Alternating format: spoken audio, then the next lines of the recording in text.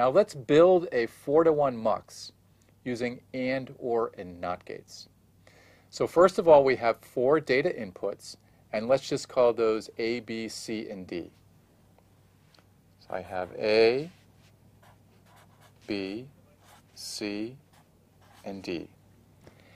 And I also have 2 select inputs. Let's call those S sub 1 and S sub 0. So I have S sub 1 and S sub 0. Now I've labeled my select inputs this way to make it clear which one is the right bit and which one is the left bit of the select inputs. So S0 is in the 0th position in my 2-bit binary number, so that's the right bit, and S1 is in the 1 position. So S1 is the left bit, and S0 is the right bit. Now what we're going to do, similar to a decoder, is we're going to have AND gates. Specifically, we're going to have 4 AND gates, just like we had for a 2-to-4 decoder. So let's write those out. So I have one for A, one for B, one for C, and one for D. And we're going to connect each of the data inputs to the corresponding AND gate. Connect A to this AND gate, B to the second, C to the third, and D to the fourth. Now what we're going to do is we're going to run the select inputs into these different AND gates. So I'm first going to draw the select inputs like just as wires into my circuit, just as we did with a decoder. And just as we did with a decoder, we're also going to take the complement values of S1 and S0 by putting those through inverters. So we tap off here, put this through an inverter, and we send that also up to our AND gates.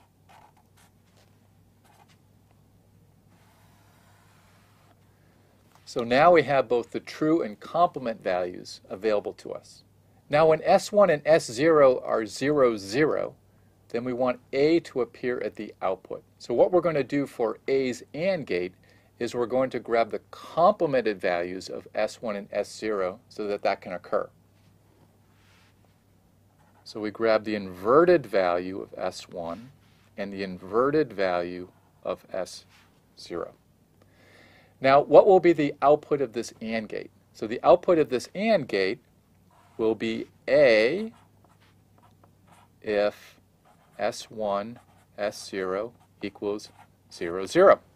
So you see it's similar to a decoder, but instead of this output being 1 when S1, S0, 0, 0, it's going to be whatever the value of A is.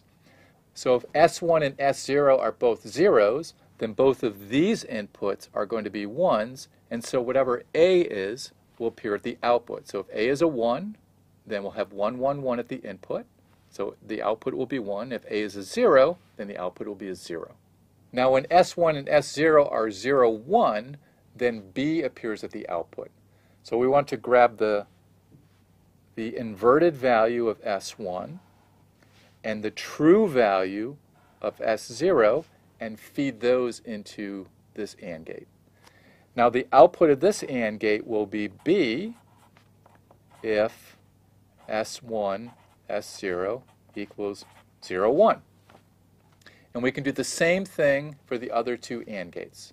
C appears at the output when S1, S0 are 1, 0. So let's do that.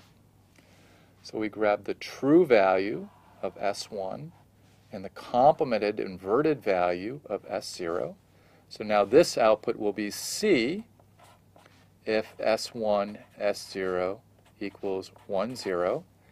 And then finally, we grab the non-inverted values of S1 and S0 so that this will be D if S1, S0 equals 1, 1. Now when the select inputs are 0, 0, and we said that A will appear at the output of the top AND gate, but the other 3 AND gates will have outputs of 0. So let's look at B for instance.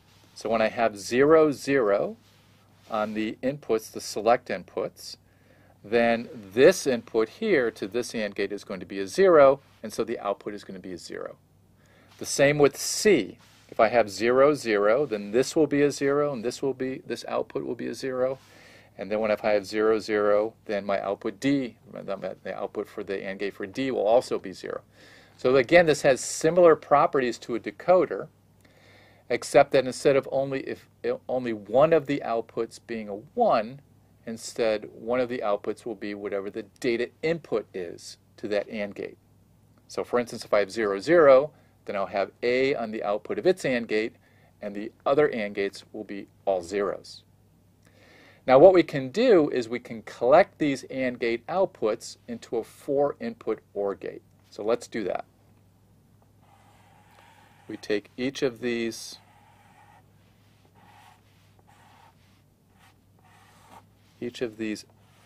AND gate outputs, and we feed them into a 4-input OR gate, and this is our output.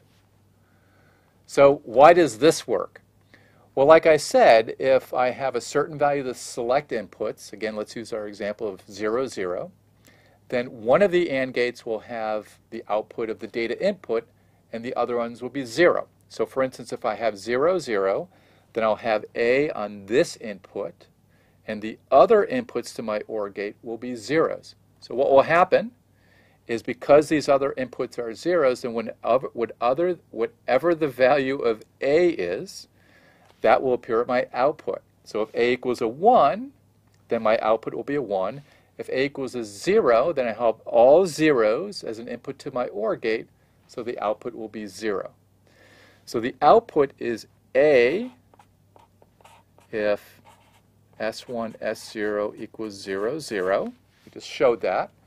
Now if I have S1, S0 equals 0, 1, then this will be a 0, this will be a 0, this will be a 0, and this will be B.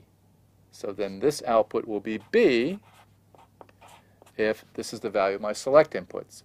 And the same thing with C. It will be C if I have S1, S0 equals 1, 0, and D if S1, S0 equals 1, 1. So this is how a 4-to-1 multiplexer works. Now if I had a 2-to-1 multiplexer, then I would have 2 data inputs, I would have 2 AND gates, I'd have 1 select input, and I would have a 2-input OR gate. If I had a 8-to-1 multiplexer, then I would have 8 AND gates, I would have 3 select inputs, and I would have an 8-input OR gate. So that's how a multiplexer works. Let's move on to other complex functions.